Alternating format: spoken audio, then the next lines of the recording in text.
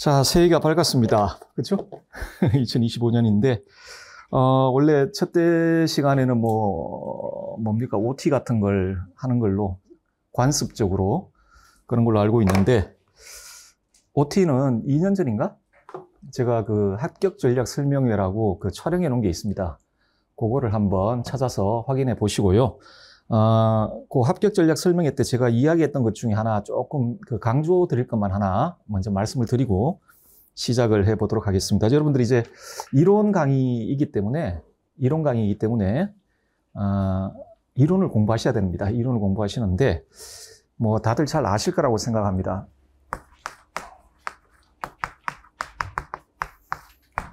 이해를 잘 하시고 그 다음에 암기를 하셔야 됩니다. 이거는 그냥 상식입니다. 상식인데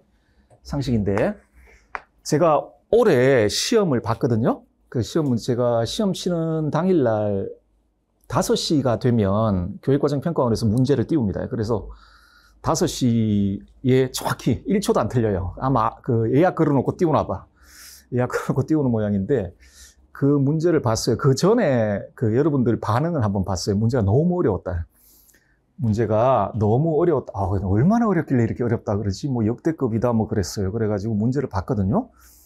그래서 저는 아직도 그걸 잘 못합니다. 왜 다른 그 선생님들 보면 올해의 문제 난이도는 이 정도고 해서 점수가 작년보다 높아질 거고 낮아질 거고 이렇게 예측하시는 선생님이 계시는데 기본적으로 저는 그걸 못해요. 왜냐하면은 제가 보는 문제와 여러분이 보는 문제는 달라요. 그때 문제를 제가 봤거든요. 안 어려워요. 문제가. 그러니까 어렵지가 않아요. 어렵지가 않은데 이걸 왜 어렵다고 느꼈을까 생각을 해봤어요. 제가 안 어렵다고 생각한 이유는 뭐냐면 그 문제가 있고 답이 있을 거 아니에요. 이 답이 뻔해요. 어려운 이유가 뭐냐면 문제가 어려워요. 문제가 서술형 시험으로 바뀐 이후에 이제 우리는 시험 범위가 일정 정도 있습니다. 게다가 우리 과의 내용학은요, 이거 정말 강의하는 사람도 힘든 게 강의하는 사람 입장에서는 그 내용학의 내용들이 매년 조금 바뀌어주면 강의가 좋아요. 새로운 걸 할 수 있으니까. 그런데 소크라테스는 절대 부활을 못 합니다. 무덤 뚫고 못 일어난단 말이에요. 무덤 뚫고 일어나가지고, 지금 나와 있는 책들 내가 한 이야기 아니야? 이런 식으로 이야기를 못 한다고. 이미 내용이 정해져 있습니다. 살아있는 학자도 분명히 있습니다. 예를 들어서 정치사회 사상 같은 하브마스 같은 분들, 아니면 마이클 샌델 같은 분들은 살아있죠. 그 사람은 어떤 책을 또 낼지는 알 수는 없어요. 없지만 거의 대부분의 학자는 다 돌아가신 분이고, 그분들의 저서들이 변경될 가능성이 제로예요. 하기 때문에 이게 시험을 한 10년 이런 식으로 하다 보면 사실상 나올 수 있는 영역이 거의 대부분 나오거든요. 그래서 제가 든 생각은 그러다 보니까 이 문제를 되게 어렵게 만들어 놨어요. 그러니까 문제를 읽고 이게 도대체 뭘 묻는지를 파악하기가 참 힘들 정도로 그 제시문하고 둘이 합쳐가지고 그래서 어렵게 느껴졌겠구나라는 생각을 했습니다. 이 말은 무슨 말이냐면 이거는 안 돼요. 이게 암기를 반드시 하셔야 되거든요. 그런데 이 암기할 때 맥락에 대한 이해나 그 이론이 어떤 측면에서 어떤 주제하에서 나온 이론이고, 그렇죠? 그 관련되어 있는 맥락적인 지식이 없으면, 소위 말해 깊은 이해가 없으면 문제를 못 읽어요. 그러니까 답은 똑같아. 예전에 기출에도 나왔던 거예요. 예전 기출에도 나왔던 건데 문제를 그런 식으로 만들어놔요. 하기 때문에 이게 뭘 묻는지를 모르는 거예요. 깊은 이해가 없으면요. 그렇죠? 하기 때문에 안 됩니다. 충분한 이해를 바탕으로 해서 암기를 해야 돼요. 물론 암기를 안 하면 쓰지를 못해요.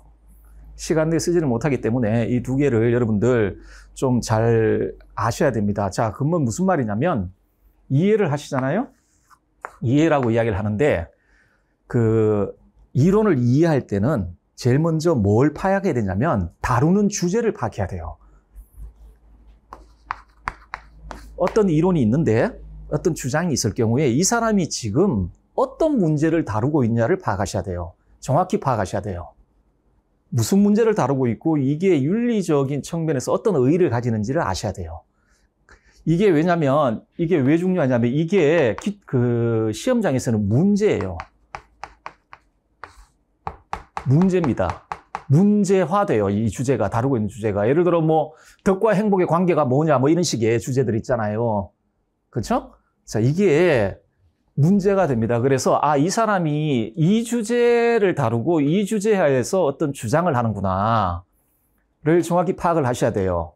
이 사람이 어떤 주장을 했는데 이게 어떤 주제에서 나온 주장인지 모르면 안 되겠죠. 그죠? 그래서 주장을 잘 파악을 하셔야 됩니다. 이 주제에 대한 그 학자의 주장인데 모든 주장은 어쨌든 간에 이 주장을 이해한다라는 건 이 주장에 포함되어 있는 개념을 이해하는 겁니다.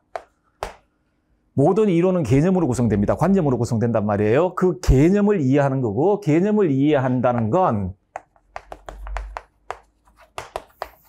용어와 정의를 이해하는 겁니다. 이 개념이 어떤 용어로 표현되고 있고 그 개념이 어떻게 정의되는지, 그러니까 의미죠, 의미. 모든 개념은 의미를 가지거든요. 그걸 아셔야 되고, 플러스 개념들 가지고 이론을 구성하잖아요. 그러면은 한 줄짜리 이론은 없어요. 이론은 그 개념들로 구성되어 있는 문장들의 정합적 체계예요. 그 안에 논리가 있단 말이에요. 로직이 있어요, 로직이. 그 로직을 이해하셔야 돼요. 그 로직. 여러분들, 로직은 어렵지 않습니다. 로직은 전제와 결론으로만 돼 있단 말이에요. 전제와 결론으로.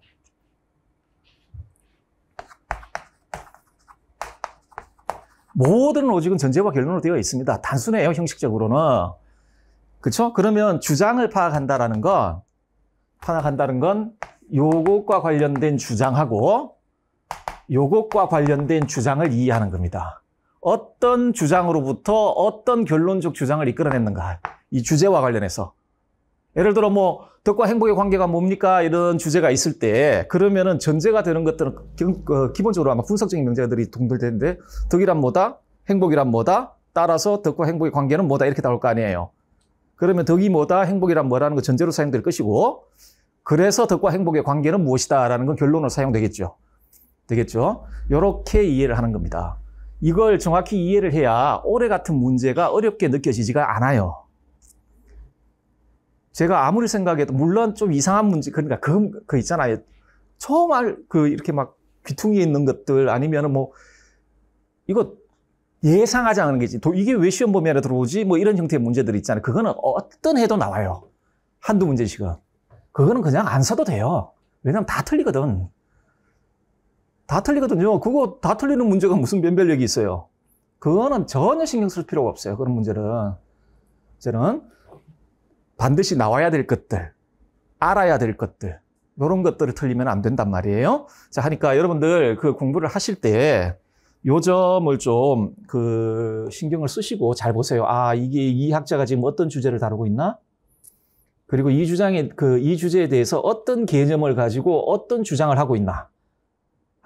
그리고 이론들은요, 이 주제들 있고 또 주제들 있고, 이 주제들과 주제들 사이에 또 연관관계가 있어요. 그것들 사이에 전체적인 연관관계가 어떻게 되느냐. 그리고 조금 더 폭넓게 가자면, 같은 동일 주제를 가지고, 예를 들어, 주희와 왕수희는 어떤 주장을 하냐. 이거는 비교 문제예요. 비교 문제입니다. 무슨 말인지. 예를 들어, 경물이다. 경물이 뭐냐라는 주제가 있을 경우에, 주희가 그 주제에 대해서 주장한 바가 있잖아요. 근데 동일한 주제에 대해서 양명이 주장한 게 또 있잖아요. 다르지 않습니까? 근데 이거는 학자 한 명 한 명을 제대로 공부하면은 비교형은 따로 공부할 필요가 없어요. 왜냐하면 모든 학문은 선대를 비판하면서 발전을 해요. 하기 때문에 연결이 되어 있어요, 다. 뚝뚝 떨어져 있는 게 아닙니다. 하기 때문에 그냥 한 명 한 명 잘 공부를 하시면 됩니다. 그리고 자, 잘 이해하셔야 돼요. 다음에 이건 필수입니다, 여러분. 여러분은 지금 학위 논문을 쓰시는 공부를 하는 게 아니에요. 정해져 있는 그 짧은 시간 내에 안에 문제 보고 쏟아내야 된단 말이에요. 하기 때문에 반드시 암기를 하셔야 돼요. 그런데 여러분들이 여기 앉아 계신 분들은 제가 생각에는 천재는 아닐 거예요. 천재라면 수업에 안 들어와요. 여기 왜 들을 이유가 없지. 여러분들은 학교 다닐 때 천재를 혹시 보신 적 있어요? 저는 제 친구가 천재예요. 고등학교 때 친구 있는데 그 친구가 지금은 수능이지 뭐 저희는 학력고사거든요. 학력고사 전국 수석을 했어요. 그리고 고등학교 1학년 때부터 모의고사 보면 언제나 전국 1등이에요. 1등인데 그리고 그걸 공부를 많이 하냐? 체력이 약해서 11시 되면 자요. 잡니다. 저하고 같이 독일어 공부를 했거든요. 저하고 같이 독일어 공부했는데 저는 2달 뒤에 어떤 일이 발생했냐. 저는 여전히 관사 외우고 있을 때 얘는 2달 만에 소설책을 읽어요. 독일어로. 그리고 문과생이잖아요. 문과생인데 그 전국 수학 올림피아드 있죠. 거기 나갔어요. 나가 10등 안에 들었습니다. 9명이 과고 애들이었어요. 9명이 과고고 문과에 수학 올림피아드 나가가지고 10등 안에 전국에. 아, 천재입니다. 천재고 어마어마합니다. 아, 저게 천재고 하늘이 내려준 천재구나. 뭐 그런 스타일입니다. 그런 스타일인데 여러분 그러지는 않을 거라고 생각합니다. 암기는 반복이에요. 어쩔 수 없어요. 평범한 지능을 가지고 있는 우리한테는 반복입니다. 반복이거든요. 제 강의 스케줄이 1년 스케줄이 그런 식으로 맞춰져 있습니다. 다 따라오시면은 4번 정도 반복을 하시게 될 겁니다. 그러면 어느 정도 암기를 하지 않을까 생각이 들어요. 4번 했는데 대신에 여러분들 요 암기를 계속 미뤄두지 마세요. 미뤄두지 마시라는. 그러니까 오늘 제가 제 수업 자료로 치면은 헬레니즘 그러니까 에피쿠로스까지 할 텐데 그 한 주에 나가는 학자들 보면 그렇게 많지 않습니다. 3명에서 4명이에요. 3명에서 4명이거든요. 하니까 그 복습을 하시고 암기를 한 번씩 하면서 지나가셔야 돼요. 물론 조금 지나면 잊어버려요. 어떤 분 말대로 주의하고 난 다음에 양명하면 주의가 사라지고 양명하고 난 다음에 율곡을 하면 양명이 사라지고 이거 당연한 겁니다. 그래도 절대로 완전히 잊혀지는 게 아니에요. 그 다음에 또 암기를 할 때는 수월해집니다.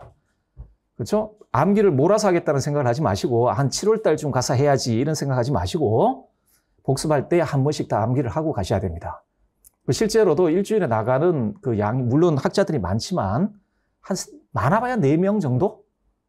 4-5명 정도의 학자입니다. 하기 때문에 충분히 일주일 동안 복습하실 때 한 번쯤은 이해하고 암기할 수 있을 거라고 생각을 합니다. 그리고 만약에 복습을 하는데 잘 이해가 안 된다. 그 사람을 너무 오래 붙들고 있지 마세요.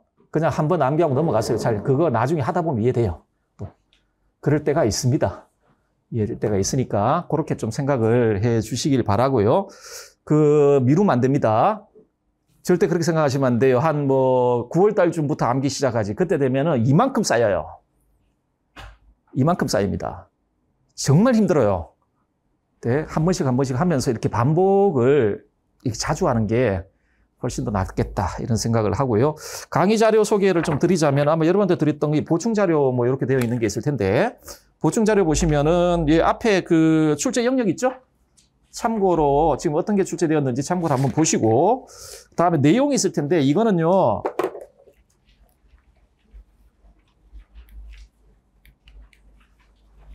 제가 여기 정리해 놓은 거 있잖아요. 제 강의 교재 강의록이에요. 그래서 여러분들 그냥 요거를 여러분들한테 그냥 출력해서 드린 거라고 생각하시면 됩니다. 그래서 요약하다 아니면 복습하실 때 좀 도움이 될 수 있도록. 그리고 매 학자가 끝나면은 제일 마지막에 학습 포인트라는 게 있습니다.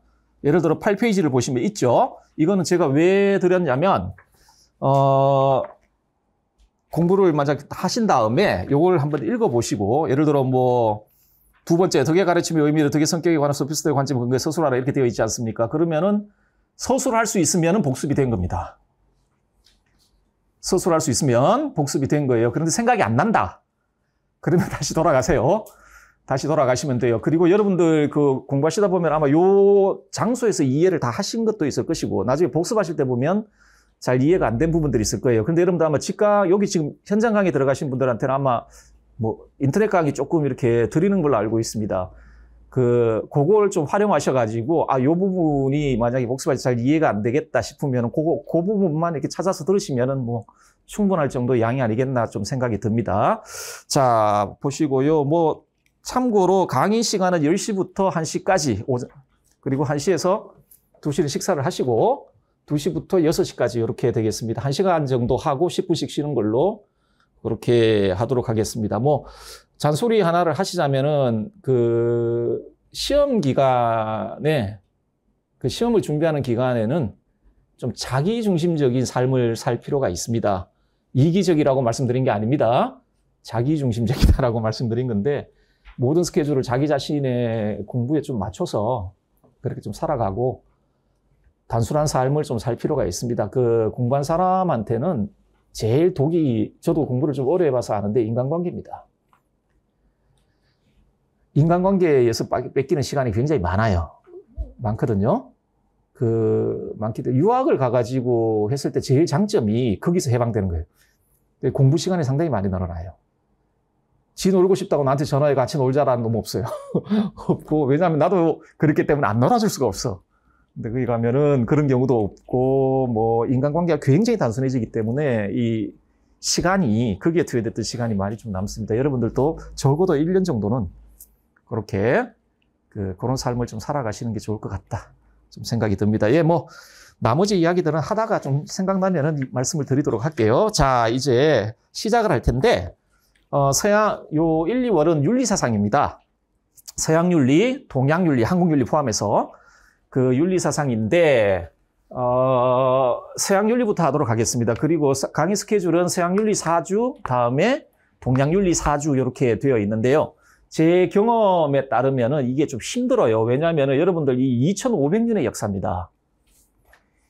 동서양 2500년의 역사고 학자들이 좀 많습니다. 그래서 이렇게 일단은 서양 4주, 동양 한국 4주 이렇게 하는데 서양이 4주 만에 끝나지 않으면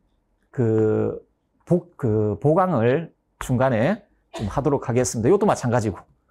그런 식으로 해서 보통 보면 한 10주 정도 한 것 같아요. 보강 한 2번 정도 해서. 그렇게 좀 생각을 하시면 될 것 같습니다. 예. 잔소리는 그만하고 이제 본격적으로 한번 시작을 해 보도록 합시다. 자, 소피스트부터 보도록 할게요.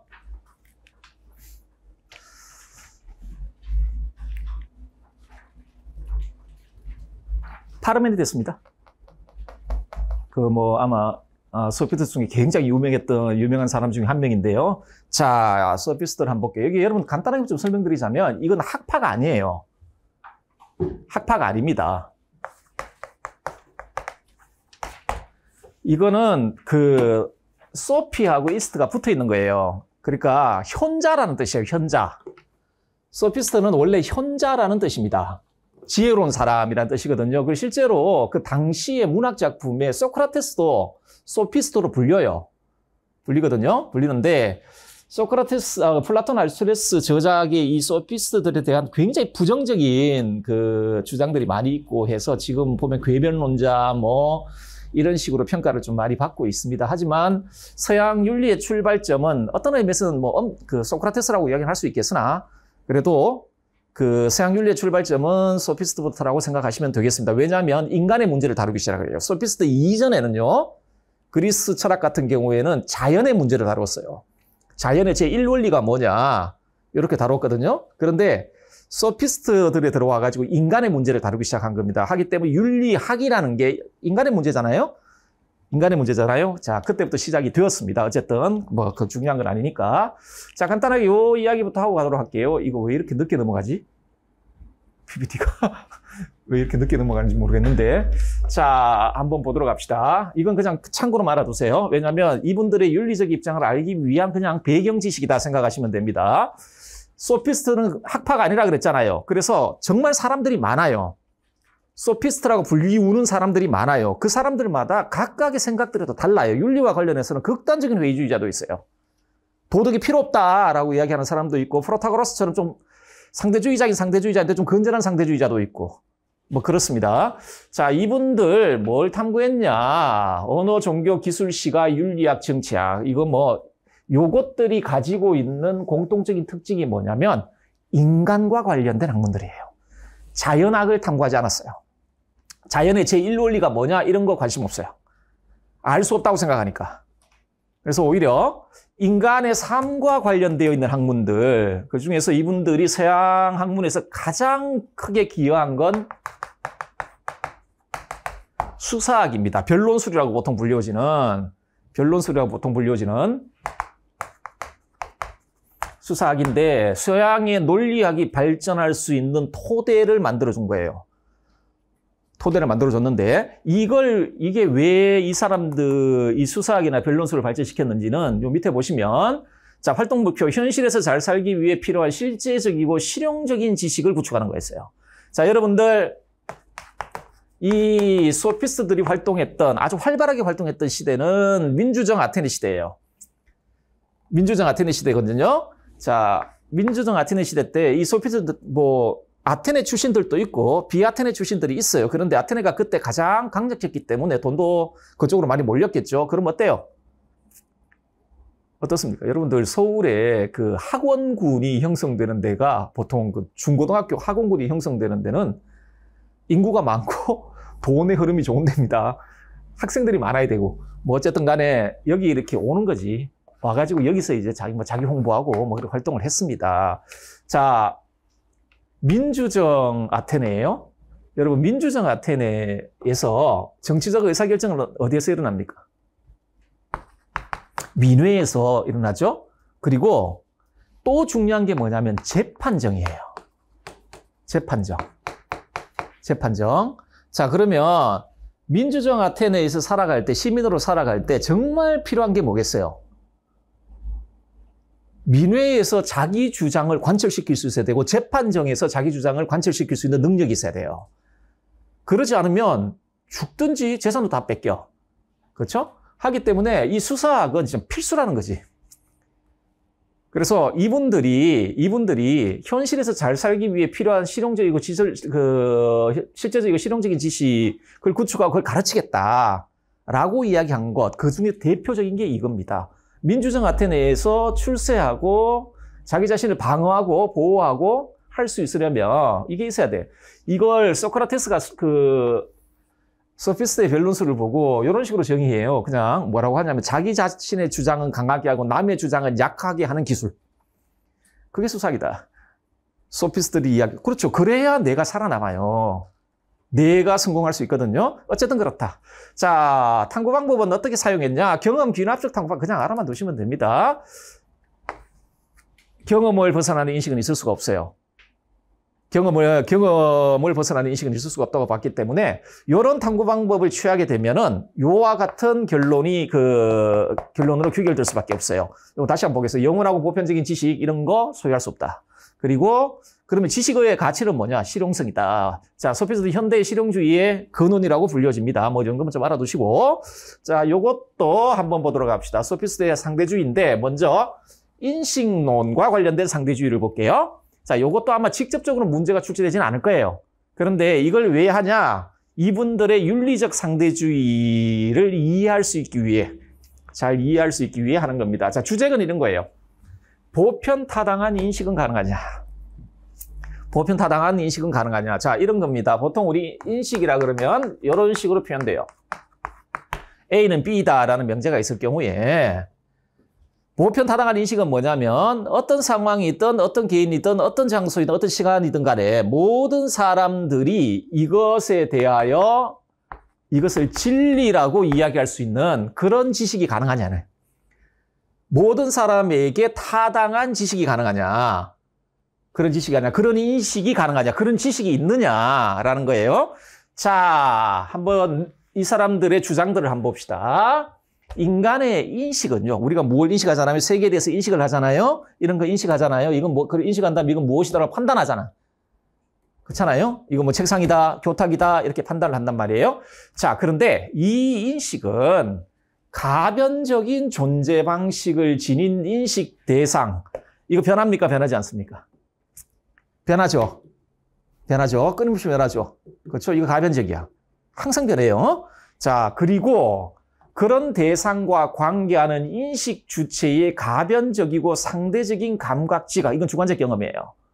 여러분들 같은 온도의 물이라도 어떤 사람은 예전에 제가 한번 겨울에 괜히 이상한 뻘짓 해가지고 고생을 좀 한 적이 있는데 저희 집 꼬마가 겨울에 어디 여행을 가고 싶다 그래가지고 저도 한 번도 가본 적이 없는데 겨울에 워터파크 아시죠? 겨울 워터파크. 야, 거기 한번 가자. 해가지고 갔습니다. 저는 따뜻할 줄 알았어요. 근데 거기도 이렇게 뭐 놀이기구가 있는데 그 줄 서야 되더라고요. 와, 너무 추운 거야. 죽겠어요. 그래서 그걸 한 다음에 나중에 끝나고 나서 나오는데 그때도 분명히 겨울 날씨가 굉장히 추웠거든요. 그 기본적으로 온도가 굉장히 낮았어요. 그런데 그 기온이 시원하게 느껴지는 거예요. 이렇게 옷을 다 입고 나오니까. 그렇죠? 여러분들 주관적인 경험은 사람마다 다 달라. 그리고 같은 사람도 자기가 지금 어떤 처지에 놓여 있냐에 따라 달라져요. 자, 인식 대상도 가변적이야.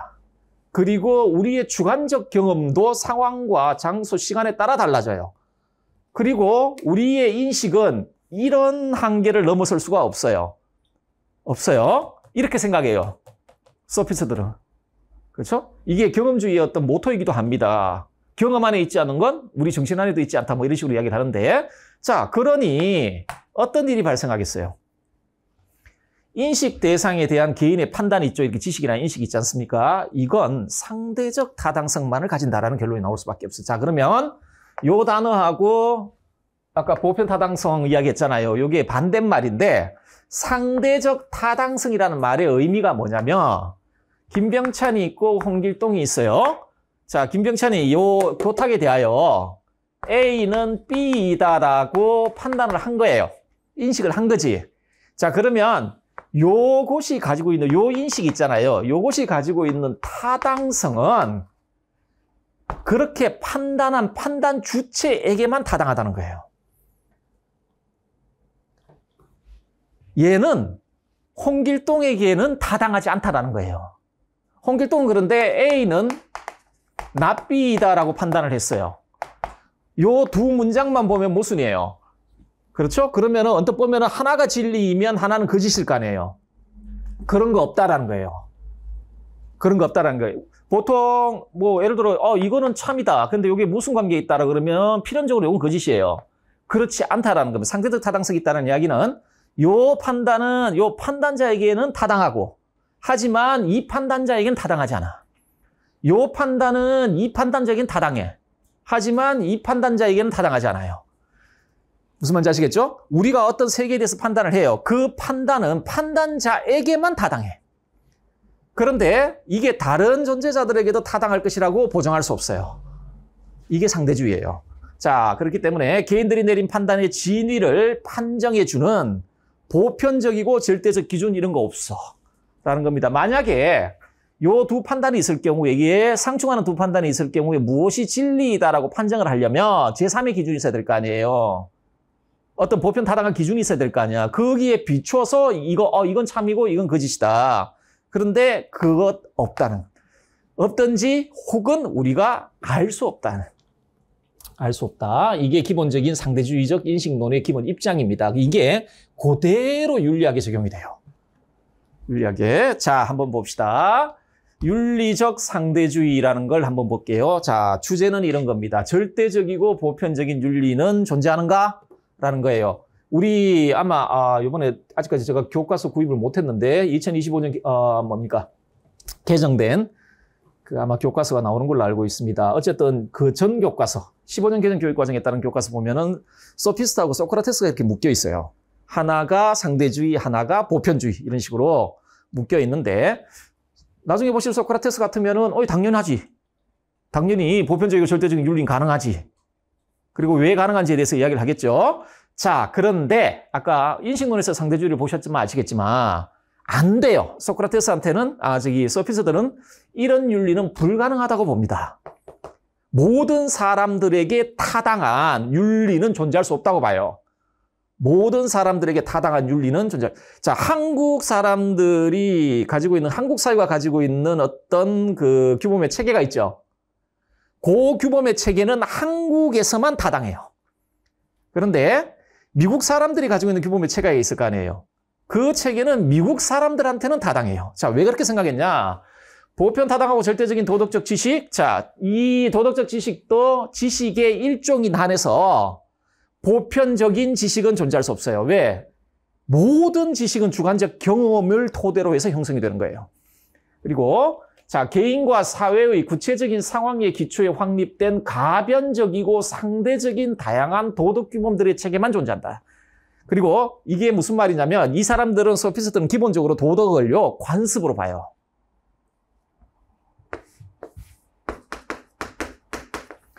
기본적으로 관습으로 봅니다. 자, 도덕 체계를 혹은 개별적인 도덕 규범들을 전부 관습으로 봐요. 이 말은 무슨 말이에요? 그 사회 어떤 공동체가 있을 경우에 아니면 어떤 개인이 있을 경우에 그 공동체든 개인이든 자기 역사 과정에서 형성, 그 공동체의 특징, 개인이 가지고 있는 특징에 비추어서 형성된 것으로 보는 거예요.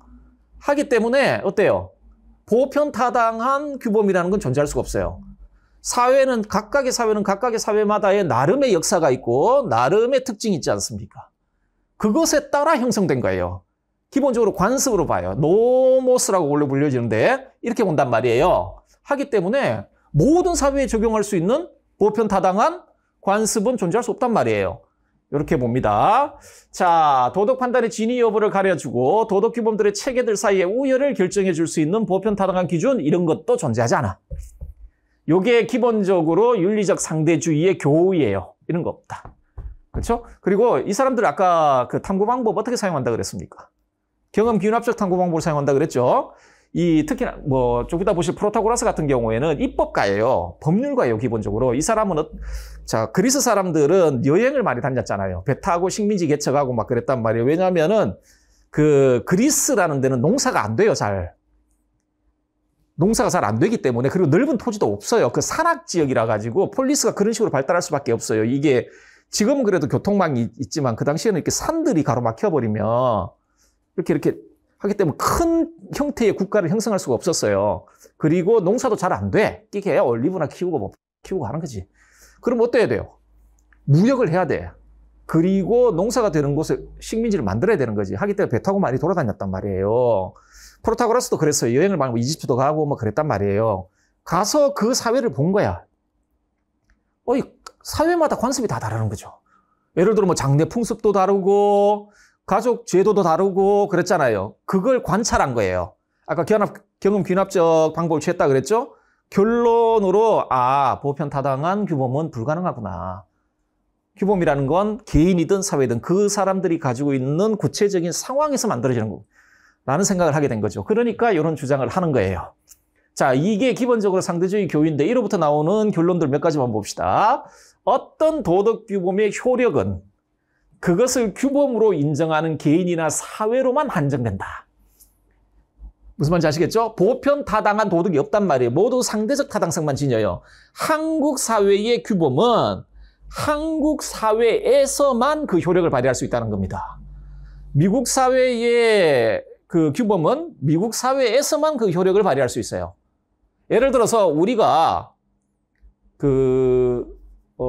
제가 그 외국에 있을 때 저희 부모님이 오셔가지고 그쪽 나라 애들의 그 문화를 보고 굉장히 혐오감이 들었던 문화들이 있습니다.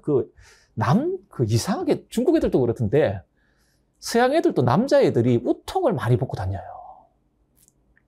그리고 그 날씨가 우리나라 여름처럼 그렇게 덥지를 않기 때문에, 그리고 그늘 안에만 들어가면 시원하거든요. 기중이 기후라서. 그 당시만 해도 차에 에어컨이 없어요. 지하철도 에어컨 없습니다. 환장합니다. 없어요. 그러니까 젊은 애들이 운전할 때 어떻게 하냐면 우통 벗고 운전합니다. 그렇게 우통을 많이 벗고 다녀요. 근데 늙으신 저희 부모님, 그러니까 한국 사회의 규범에 물들어 있는 부모님들 보면 전부 쌍놈인 거죠. 저 가가지고 그러면 거의 붙들고 니네들 그러면 안 되라고 이야기를 할 수 있냐? 할 수 없다는 겁니다. 우리가 가지고 있는, 그러니까 우리에게 우리 한국에서만 타당한 규범을 외국에다가 이렇게 강요해서는 안 된다는 거예요. 자, 그래서 자신 혹은 자신이 속한 사회의 도덕 규범을 다른 개인이나 사회에 보편적으로 강요하면 안 돼. 어떤 의미에서는 장점이에요. 상대주의가 가지고 있는 장점이다라고 보시면 관용해야죠. 왜? 도덕은 상대적이니까. 보편타당한 도덕은 없고 전부 상대적인 타당성만 가지니까. 자, 요게 그 윤리적 상대주의가 가지고 있는 기본적인 생각입니다. 이 생각은 기본적으로 인식론적인 상대주의를 밑에 깔고 있습니다. 우리는 절대로 보편타당한 지식을 가질 수 없어요. 이건 그 일반적인 지식이든 도덕적인 지식이든 마찬가지라는 거지. 기본적으로 이런 생각을 깔고 이야기되고 있다. 자, 그래서 지금 요 주제 하나만 좀 보도록 합시다. 요건 뭐냐면 덕혜 교수 가능성 뭐 이런 건데, 여러분들 소피스트들은 순회 교사 뭐 이런 식으로 표현을 많이 합니다. 특히나 돈이 몰려 있었던 아테네에 와가지고 그런 짓을 많이 했는데, 아크로폴리스 아고라라고 그 당시에 민주정 아테네 시대의 시장입니다, 원래. 시장이었는데, 원래 그리스 사람들이 남들과 대화하기 좋아하고, 뭐, 그 기후도 또 그래요. 기후도, 그래서 그쪽 남유럽이고 지중해 쪽 붙어 있는 나라의 사람들을 보면 친화력이 엄청나게 뛰어나요. 지금도 그래요. 낯선 사람하고도 이렇게 쉽게 잘 친해집니다. 그런데 저 북유럽을 가죠. 기후가 안 좋은 나라들 있잖아요. 가면은 북유럽 친구들은 정말 내성적이에요. 그러니까 이게 잘 친해지기가 쉽지가 않아요. 아마 북유럽을 가보시면 아실 겁니다. 날씨가 기본적으로 안 좋아요. 스웨덴 이쪽을 가면 백야도 있습니다. 저 위에 올라가면. 그리고 집들이 이렇게 뚝뚝 떨어져 있습니다. 인구수도 그렇게 많지가 않습니다. 이 집이 이렇게 뚝뚝 떨어져 있고 날씨가 안 좋으니까 사람들이 뭐 이렇게 상시적으로 모여가지고 친분을 나누고 뭐 이런 기회가 별로 없어요. 별로 없고. 그러다 보니까 성격에도 영향을 미치는 것 같아요. 그쪽 민족들의 성격에도. 뭐 하여튼 아고라가 이렇게 있습니다. 광장이죠, 일종의. 원래는 시장터인데 거기 보면은 이렇게 단상이 하나 있습니다. 케팔로스라고 예전에 옷 메이커도 있었는데 그 배꼽이란 뜻입니다. 그게 원래. 케팔로스 맞습니까? 케팔로스 의류 브랜드가 있었는데 그게 원래 히라버인데 원래 배꼽이란 뜻이에요. 이게 단상이 있는데 여기가 쏙 들어가 있거든요. 케팔로스 안에 들어가 있는데 요렇게 되어 있고 아고라가 있고 요 아고라에 요 단상이 하나 있습니다. 이게 뭐 하는 거냐면 자신이 무엇인가를 할 주장이 있으면 여기 위에 올라가 가지고 막 주장을 펼쳐요. 그러면은 그리스 사람들과 또 호기심이 많은 민족들, 이런 사람들은 뭘 이야기를 하면 모여요. 오늘 뭐 어떤 사람이 와서 여기서 연설 안 해? 하면서 이렇게 모여 연설을 들어요. 소피스트들이 어떤 짓을 하냐면 이제 아테네 왔잖아요. 자기 홍보를 해야 되잖아. 홍보를 해야 되잖아요. 그럼 여기 올라가요. 여러분들 기독교인 분들은 아실 겁니다. 바울이 아테네에서 그 전도 선교 여행할 때 바울이 여기서 연설했어요. 여기서 연설했다가 맞아 죽을 뻔했습니다. 여기서는 무슨 말이든지 할 수 있는데 금기되는 게 있어요. 금기시되는 게 뭐냐면 아테네가 믿는 신을 비방하면 안 돼요. 그런 말만 하지 않으면 무슨 말이든 해도 돼. 자, 여기 소피스트 올라가가지고 정말 유명했던 소피스트들이 있어요. 어떤 소피스트가 한 명 있냐면 자기가 만든 물건을 온몸에 막 다 달고 주렁주렁 매달고 자기가 발명한 것들 있지 않습니까? 이렇게 주렁주렁 매달고 여기 올라가가지고 야, 나는 이렇게 뛰어난 사람이야. 내 발명품 한번 봐. 그러니까 나한테 배워라. 그런 식으로 광고를 하는 겁니다. 노량진이나 학원들처럼 한테 배우면 무조건 말도 안 되는 소리 하고 그런 걸 하는 거예요. 그런 걸 하는 거예요. 여기 올라가가지고 이제 이 사람들이 저주장을 하는 거예요. 내가 덜 여러분들한테 가르쳐주죠. 나는 그런 자격이 충분히 있는 사람이고 나한테 배우면 니네들 덕 있는 사람이 될 거야. 이런 식으로 광고를 한 거예요. 그러면은 여기 듣고 있으면은 좀 이제 돈 있는 가문들, 똑똑해 보이네. 그러면은 개인 교사로 받아들여요.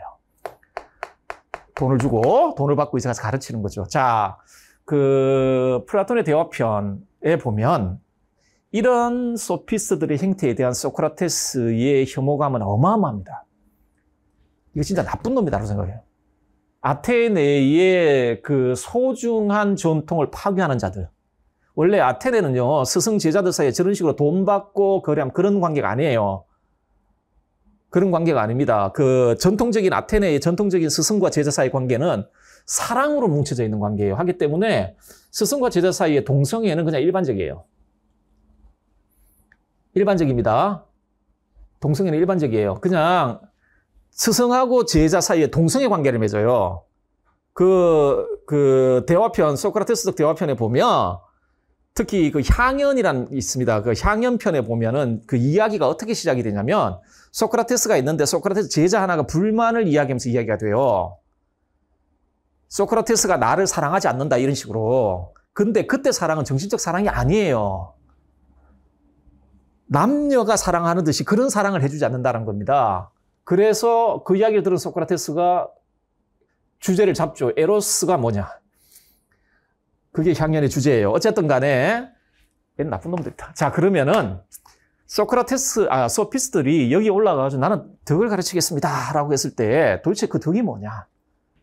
뭘 가르치겠다는 거냐? 자, 요거는요, 이거 자체는 그렇게 중요하지 않은데 일단 여러분 요거를 아시려면 고대 그리스인들이 저 덕을 뭐로 이해했는지를 알아야 돼요. 아마 한 번 더 말씀드릴 기회가 있을 텐데 한국어, 한자어로 이렇게 번역되는 거 있지 않습니까? 이게 고대 아테네, 고대 히랍어로는 아레테입니다. 아레테.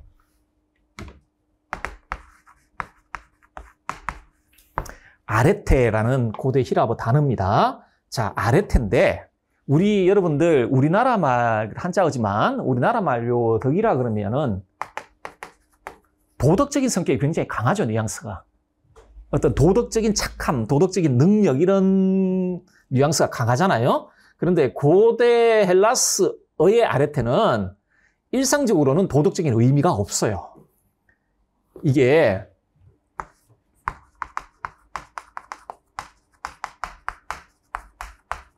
요런 의미예요.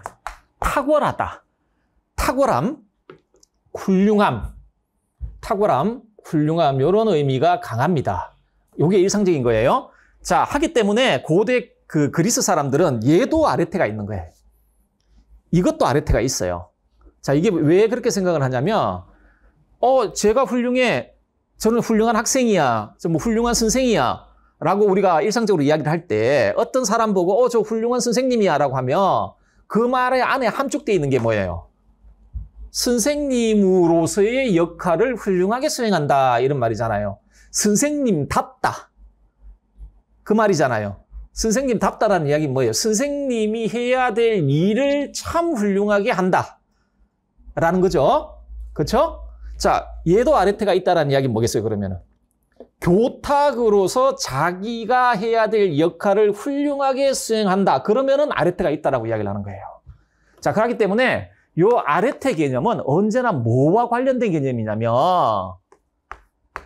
기능과 관련되어 있는 개념이에요. 어떤 기능, 그리고 기능은 그 기능과 관련된 일이 있죠. 어떤 기능이 있으면 그 기능은 어떤 일을 하기 위한 기능이잖아요. 그렇잖아요. 자, 그래서 아레테라는 건 뭐냐면 기능 수행과 관련된 탁월함이에요. 기능과 관련된 일 있잖아요. 그 일을 행함에 있어서의 탁월함이 아레테예요. 그 일을 함에 있어서의 탁월함. 하기 때문에 모든 물건에 다 적용될 수 있는 개념이에요.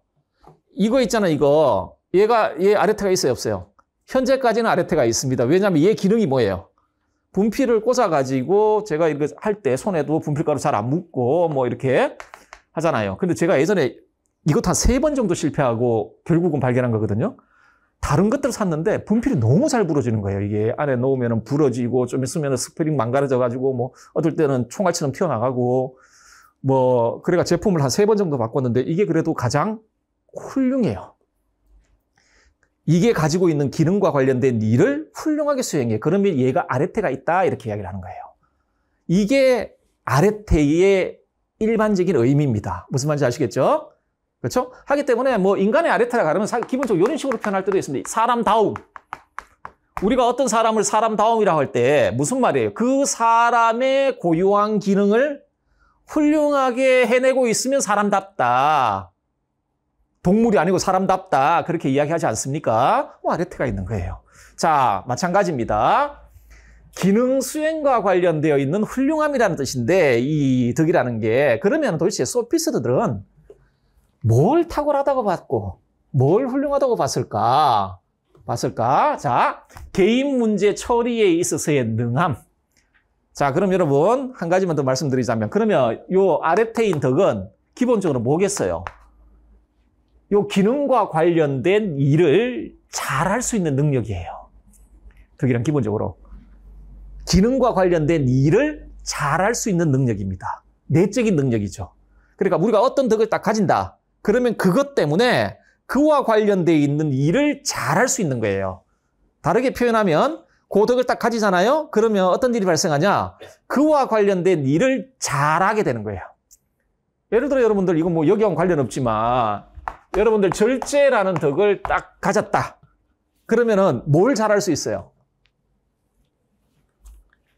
저걸 도덕적인 의미로 이야기하자면 비도덕적인 유혹을 잘 억제할 수 있는 거예요. 그게 덕입니다. 무슨 일을 잘할 수 있도록 만들어 주는 힘, 능력. 자, 그러면 무슨 말인지 아시겠죠? 자, 그러면은 소피스트들이 보기에 자기들이 덕을 가르친다 했을 때 이 사람한테는 저 덕은 어떤 능력이냐? 능력이냐면 이런 능력입니다. 개인 문제 처리에 있어서의 능함, 능력. 좀 구체적으로 이야기하면 내가 지금 아테네에 살고 있죠? 자신이 살아가는 사회에서 입신양명할 수 있는 능력. 그래서 이걸 대표하는 게 수사술이에요. 변론술. 그래서 이 사람들이 덕을 가르치겠다라고 했을 때 가장 대표적인 게 저 수사술이에요. 수사술. 법정과 민회에서 자기 주장을 관철시킬 수 있는 능력. 자, 가르침이라 덕의 교수란 현실에서 입신양면에 필요한 능력, 기술의 가르침을 말한다. 뭐 이 정도만 좀 알아두시고 소크라테스가 이런 식의 가르침은 불가능해 이런 식으로 이야기를 합니다. 그거는 뭐 나중에 보시고요. 자, 이제 대표적 사례를 볼 텐데 여러분들 그 플라톤의 대화편하고 아리스토텔레스의 글에는 수많은 소피스트들이 나와요. 그 사람들 각각을 다 알아야 될 이유는 별로 없습니다. 그래서 제가 제 교재나 아니면은 제 강의록에 등장하는 요 소피스트들은 우리 교과서에 등장하고 있는 사람들만 모아가지고 한번 알아보도록 하겠습니다. 그 중에서 대표적인 게 프로타고라스예요. 프로타고라스인데요. 자, 여러분들 프로타고라스라면 아마 잘 아시는 분도 있을 테죠? 인간 만물 척도설이라는 게 있습니다. 교재 한번 보실까요?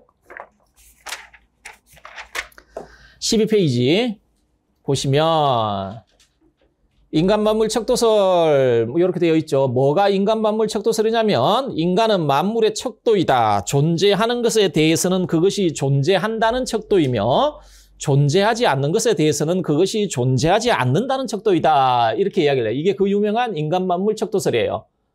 자, 이게 무슨 말이냐? 그 소피스트들이 등장하기 이전에 그리스의 고대 헬라스의 철학은 기본적으로 자연 철학입니다. 자연 철학자들이 많이 나와요. 물론 주장하는 바는 다 달라요.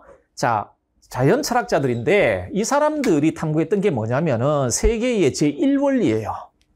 세계의 제1원리. 세계의 제1원리. 자, 우리가 지금 살아가고 우리가 경험하고 있는 세계는 끊임없이 변하고 생겨났다가 사라지고 그러죠. 그렇게 끊임없이 변하고 생멸하는 세계를 그렇게 만들어내면서도 자기 자신은 변하지 않고 생멸하지 않는 원리, 존재의 근원, 그게 뭐냐 이런 걸 탐구했단 말이에요. 탐구했는데 소피스트들은 이런 거 있어도 알지 못한다라고 생각을 해요. 만약 이걸 우리가 인식할 수 있으면 여기에 근거해서 참된 진리, 그러니까 소위 말해 진리성을 가진 판단을 이끌어낼 수 있을 거 아니에요. 근데 이거는 인식이 불가능하다고 봅니다. 왜냐하면 경험 대상이 아니거든. 감각 경험으로 알 수 있는 게 아니에요, 이게. 그리고 모든 인식은 그 감각 경험의 한계를 벗어날 수 없어요. 이렇게 보는 게 소피스트란 말이에요. 자, 그러니까 뭐라 이야기하냐? 있음과 없음 있잖아요. 존재와 비존재의 판단 기준은 이게 아니야. 이게 아니라 나야. 각각의 개인이라는 겁니다. 존재와 비존재를 판단하는 절대적 기준은 인식 주체인 각 개인이라는 거지. 각 개인이라는 거예요. 그래서 예를 들어 김병찬은 A는 있다. 이렇게 판단을 했고 홍길동은 A는 없다. 이렇게 판단을 했어요. 자, 있음과 없음, 존재와 비존재의 판단 기준은 각 개인이라는 거예요. 이 말은 무슨 말일까요? 이 말은 무슨 말을 함축하냐면 세계에 대한 각자의 인식 혹은 판단이 있죠. 그 판단은 각자에게 참이다. A는 있다라는 판단 있죠. 이 판단은 김병찬에게는 참이라는 거예요. 그런데 홍길동에게는 참이에요, 참이 아니에요? 홍길동에게는 참이 아니야. 그런데 이 홍길동의 요 판단 있죠. 요 판단은 홍길동에게는 참이에요. 그런데 김병찬에게는 참이에요, 아니에요? 아니죠. 자, 그러면은 요 두 판단의 진리값을 결정해 줄 수 있는 보편타당한 기준이 있냐? 자, 있다 없다를 떠나가지고 기본적으로 경험론자들은 경험되지 않는 건 없는 거예요. 우리 경험 안에 들어와 있지 않은 건 있다 없다 말하는 것 자체가 아무 의미가 없어. 예를 들어 여러분들 외계인이 있어요, 없어요? 우리는 합리적 추론을 통해 외계인이 있을 가능성이 매우 크다라는 건 알 수 있어요. 자, 그런데 경험론자들의 관점에서 보자는 거예요. 외계인이 있냐 없냐. 자, 여러분 그 외계인 본 적 있어요, 없어요? 없죠. 없는 거예요, 그러면. 그거 본 적도 없는 외계인을 있다라고 이야기하는 게 무슨 의미가 있어요? 그렇죠. 그래서 나중에 그 근대 경험론 보면 제일 처음에 베이컨 있고, 다음에 로커 나오고, 그 다음에 근대 경험의 역사가 있거든요. 그거 보면 주요 학자 중에 한 명이 버클리라는 분이 있어요. 버클리라는 분이 계신데, 버클리의 유명한 명제가 있습니다. 지각되면 존재됩니다. 지각되면 존재됨이라. 그러니까, 우리 경험 범위 안에 들어와 있어야 존재하는 것. 그럼 지각되지 않으면 존재하지 않는다. 라는 유명한 명제가 있습니다. 유명한 명제가 있는데, 어쨌든 간에, 자, 이런 거 존재하지 않는단 말이죠. 그러면 이 말, 아까 우리 인식론적 상대주의에서 우리의 판단은 어떤 타당성만 가진다고? 보편 타당성을 가질 수 있다고 했어요. 안 된다 그랬죠. 상대적 타당성만 가진다 그랬죠. 상대적 타당성의 의미예요, 이게. 세계에 대한 어떤 사람의 판단은 그 사람에게만 참이야. 무슨 말이죠? 요게 인간 만물 척도설의 함이에요. 인식론적인 함이에요. 그래서 진리는 주관에 따라 상대적이다. 이건 김병찬한테만 참인 거야. 요건 홍길동에게한테만 참인 거예요. 자, 그래서 세계에 대한 인식은 상대적 타당성만 지닌다. 그리고 인식의 진위를 판별해주는 객관적이고 보편적인 기준? 있는지 없는지 모르겠어. 하지만 우리 경험 안에 안 들어오잖아요. 그러면 없는 거예요. 없는 거예요. 자, 이렇게 되어 있습니다. 그런데 이 주장도, 근데 제가 아무리 생각해도 설마 근데 요새는 아무거나 내릴 테니까. 자, 요 내용 아시겠죠? 자, 그런데 요것과 관련해서 오히려 제 개인적으로 좀 더 중요한 건, 우린 윤리과지 않습니까? 좀 더 중요한 건 요 인간 만물 척도설에 대한 소크라테스의 비판이에요. 그리고 개정 전 교과서, 그러니까 작년까지 사용된 교과서에 이 인간 만물 척도설에 대한 소크라테스의 비판이 나와 있는 그 책이 있습니다. 교과서가 있습니다. 자, 어떤 비판을 했는지 논리적으로 한번 따라가 보세요. 첫째 비판은 이거예요. 인간 만물 척도설을 따르게 되면 굳이 인간 만물 척도라고 이야기할 수가 없다라는 거예요. 왜? 존재와 비존재를 결정하는 기준은 각 개인이라 그랬잖아요. 그리고 그 개인이 이건 존재한다, 이건 존재하지 않는다라는 걸 판정할 때 뭘 가지고 판정해요? 자신의 주관적 경험, 즉 감각, 지각 가지고 하는 거잖아요. 그런데 감각 능력 있잖아요. 감각 능력은 인간만 가진 게 아니야. 여러분 집에서 키우는 개나 고양이도 감각 능력이 있단 말이에요. 그러면은 인간 만물 척도설을 확정하게 되면은 굳이 인간만이 만물의 척도인 이유가 없죠. 감각 능력을 가지고 있는 모든 존재자들, 소위 말해 감관을 가지고 세계와 상호작용할 수 있는 모든 존재자는 다 척도가 될 수 있다는 거예요. 자, 감각 능력을 소유한 모든 존재자는 만물의 척도가 될 수 있으므로 인간만이 만물의 척도로 규정하는 건 잘못이다. 이게 첫 번째 비판이에요. 자, 그런데 이건 그렇다 치고 두 번째 비판을 한번 보도록 할게요. 이게 프로타고라스의 주장에 모순이 있다는 겁니다. 프로타고라스의 주장에 모순이 있다는 거예요. 자, 여러분들 아까 소피스트는 뭐 한다 그랬어요? 이거 이야기한 거 아니에요. 덕에 가르치고, 우린 덕을 가르칠 수 있어. 이렇게 이야기를 했죠. 프로타고라스 편이 있습니다. 플라톤의 대화편 보면 그 대화편 제목이 프로타고라스예요. 프로타고라스인데 그게 어떻게 써진 거냐면 소크라테스가 막 자고 있는데 소크라테스의 제자 한 명이 자고 있는 소크라테스를 새벽에 막 깨워요. 깨워가지고 빨리 일어나세요 하면서 막 그래요. 왜 그러냐니까 프로타고라스 선생님이 지금 우리 동네에 방문하셨다는 거예요. 가서 빨리 그분의 말씀을 들어야죠 하면서 깨운 겁니다. 그런데 소크라테스는 소피스트 싫어하거든요. 내가 굳이 가야 되겠냐. 가요. 어쨌든 가가지고 프로타고라스하고 대화를 나눠요. 그때 프로타고라스가 나는 덕을 가르칠 수 있어. 그리고 소크라테스 아니 당신 지금 덕 가르치면 돈 받고 가르친다며요. 물론 그 소크라테스가 나이가 더 많아요. 프로타고라스가 하니까 당연하지 이래요. 그리고 내가 받고 있는 돈은 내가 가르치는 내용에 비해서는 현저히 작은 거야. 나 진짜 싸게 가르치는 거. 이런 식으로 이야기를 해요. 이런 식으로 그런 식으로 하면서 덕의 가르침에 대해서 논의를 시작합니다. 소크라테스와 플라톤 사이에. 어쨌든 간에 소크라테스는 프로타고라스 뭘 주장했다고? 난 덕을 가르칠 수 있어. 이렇게 주장을 했죠. 주장을 하고 요 주장하고 뭐와 모순이냐면 인간 만물 척도설 사이에 모순이 있다는 거예요.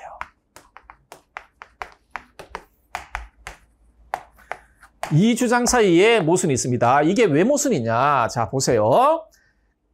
각자가 지닌 의견과 판단은 각자에게 참이라면, 인간 만물 척도설 안에 함축되어 있는 내용이에요. 지식은 상대적 타당성만 가진다 이랬잖아요. 그러면은 세계에 대해서 무엇인가 판단을 했잖아. 했으면 그 판단은, 김병찬이 판단했으면 그 판단은 김병찬한테 참이야. 홍길동의 판단은 홍길동한테 참이죠. 그리고 그 둘 사이에 진위값을 결정해 줄 수 있는 뭐예요? 보편적 기준은 없잖아요. 보편 타당한 기준을 우리가 알 수가 없잖아. 그러면 어떤 일이 발생하냐?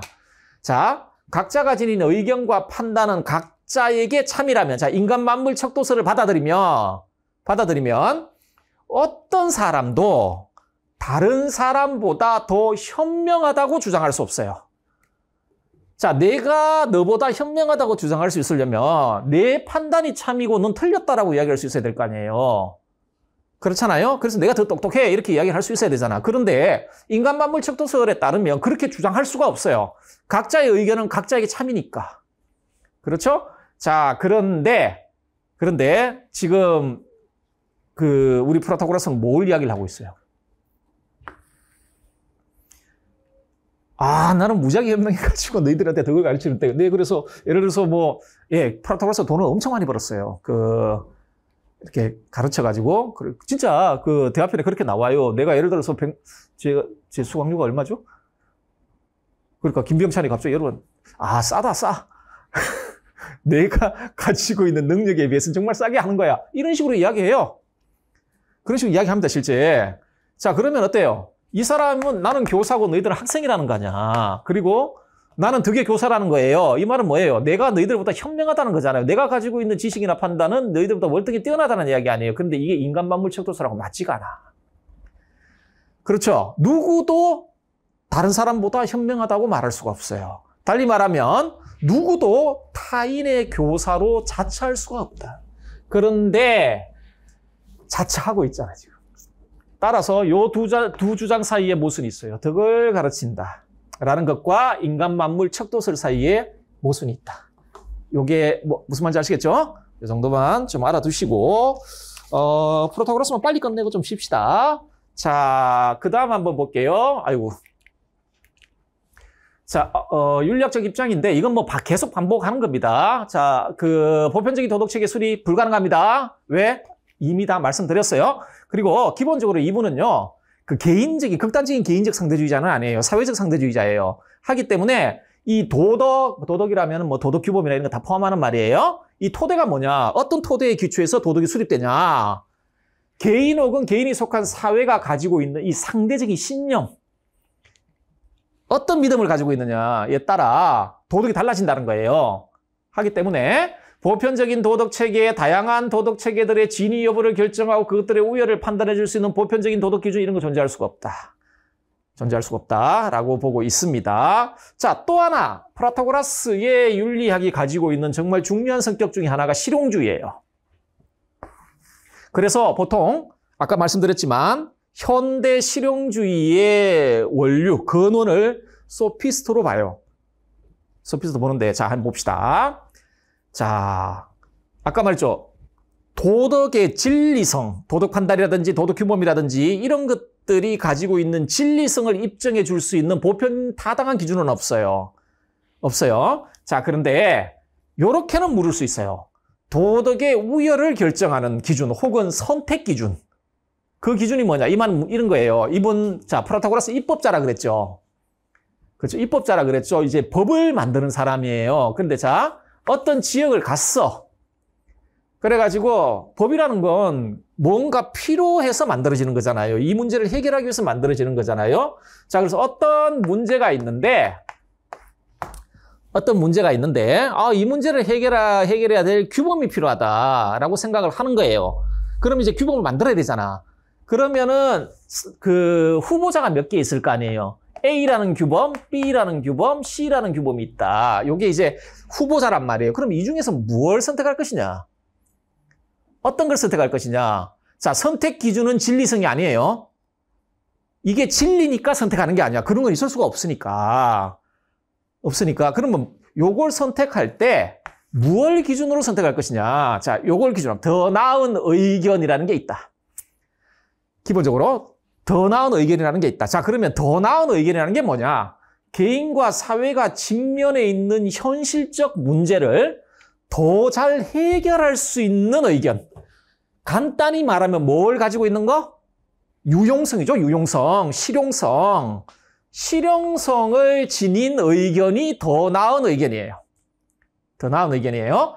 자, 더 나은 도덕이란 어떤 거냐? 똑같다라는 거예요. 자, 요 문제가 있었죠. 어떤 한 사회라든지 아니면 개인에게 있어서 어떤 문제가 있잖아요. 도덕적인 문제가 있단 말이에요. 요 문제를 보다 잘 해결하는 선택지를 고르라는 거예요. 자, 그래서 더 나은 도덕이란 현실 문제를 해결해 줄 수 있는 실용성을 지닌 도덕이에요. 자, 그러면 어떤 결론이 내리죠? 어떤 도덕이 있다. 어떤 도덕 규범이 있다. 그것이 가지고 있는 가치. 이거 참 가치가 딴 게 아닙니다. 좋다, 나쁘다. 이게 A가 B보다 더 좋다라고 우리가 판단했을 때 그 가치의 원천이 뭐냐라는 거예요. 그 가치의 원천은 무슨 제1원리로부터 오고 그게 아니에요. 문제를 해결할 수 있는 능력, 성격, 실용성입니다. 도덕의 가치는 그것이 가지고 있는 실용성에서 오는 거예요. 도덕의 가치는 그것이 가지고 있는 실용성에서 온다. 그래서 도덕이 지닌 가치의 원천이 실용성이다. 하기 때문에 현대 실용주의의 근원이라고 불리워집니다.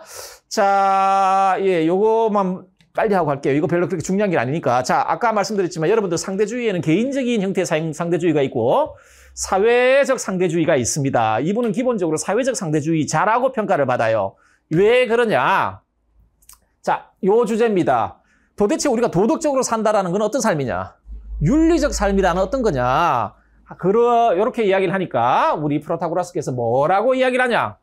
현존하는 사회의 관습 혹은 도덕 규범은 개인과 사회의 실질적 이익을 가져다 주는 것으로 판명된 것이라고 이야기를 해요. 이런 식의 관점을 가지고 있죠. 아까 제가 말씀드렸죠. 소피스트들한테는 도덕은요, 노모스예요. 그냥 관습이야, 관습. 어떤 공동체의 긴 공동체의 역사 있잖아요. 그 속에서 형성되어서 어떤 시점에 형성되어 알지도 못해. 누가 만든지도 모르겠지만 형성되어 현재까지 전해지는 거예요. 자, 그러면은 보세요. 어떤 시점에서는 A, B, C, D라는 도덕 규범, 도덕 체계가 있었을 거 아니에요. 그런데 이게 어떤 과정을 거치면서 이거 다 없어지고 B, C, D는 없어지고 A만 남아가지고 우리한테 지금 전달되고 있는 거예요. 예를 들어서 우리 인사 방법 같은 거 있잖아요. 인사 방법, 예를 보니까 말 못하는 건 아닌데 두세 살만 돼도 우리 한국에 있는 애기들 어른 만나면 엉덩이 들고 이렇게 숙여 인사하지 않습니까? 그렇게 가르쳤으니까. 그게 인사와 관련되어 있는 관습적 규범이잖아요. 규범이지 않습니까? 자, 그런 것만 남은 거야. 그 전에 이런 선택지가 있었을 거예요. 인사할 때 고개를 숙이고, 아니면 악수를 하든지, 포옹을 하든지, 남유럽 애들처럼 이렇게 볼뽀뽀 하잖아요. 이렇게 비주하든지. 여러 가지 방법이 있을 텐데, 우리 사회는 이렇게 진행되면서, 어른 보면 이제 고개 숙여 인사하고, 그거 남은 거야. 그 인사와 관련되어 있는 관행이 남은 거예요, 관습이. 자, 그러면은, 요놈들 없어지고 요놈만 남았단 말이에요. 왜 남았냐? 아까 도덕의 가치의 근원이 뭐라 그랬어요? 프로타고라스는 실용성이라 그랬죠. 그렇죠? 자, 저게 왜 남았냐? 왜 살아남았냐? 이익이 되기 때문에 그런 거예요. 개인과 사회에 이익이 되기 때문에 살아남은 거예요. 자, 그러면 여러분, 우리가 사회 속에서 출세하고 싶죠? 아까 덕의 가르침 뭐라 그랬습니까? 입신양명한 기술, 능력이라 그랬잖아요. 그러면 어떻게 살아야 돼? 프로타고라스의 관점에서 보면. 이게 이익이 되잖아요. 따라야지.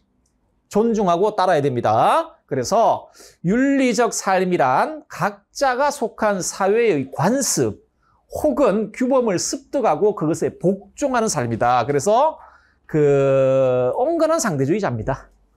여러분들 아까 말씀드렸지만 소피스트들 중에는 극단적인 회의주의자들이 있어요. 그러니까 그러니까 극단적인 회의주의적 인식론으로 나아갔고 도덕과 관련해서도 극단적인 회의주의자가 있어요. 무슨 말이냐면 아예 도덕의 존재 자체를 부정하는 애들도 있어요. 그러니까 한 사회의 규범 따를 필요 없어. 그거 아무 정당성이 없어. 이렇게 생각한단 말이에요.